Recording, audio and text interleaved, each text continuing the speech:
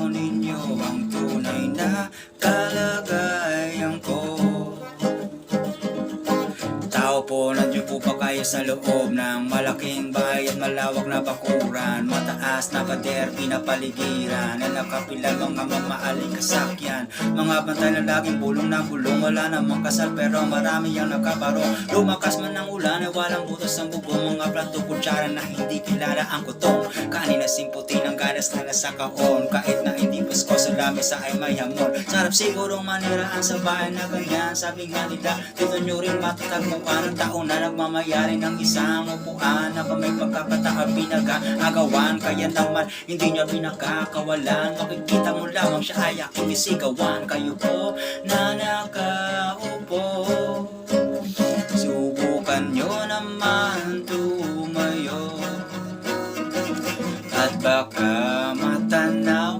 baka matanaw ninyo ang tunay na kalagayan ko.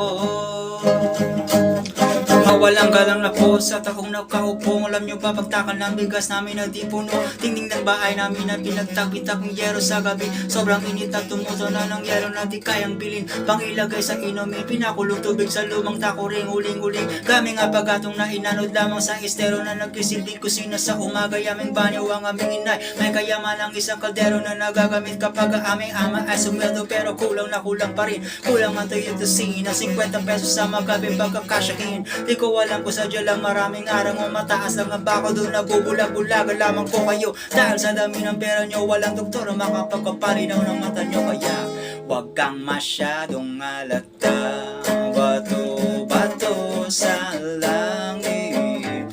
Ang matamaan ay wag magalit, kay bato sa langit. Ang matamaan ay wag masyadong alata, wag kang masyadong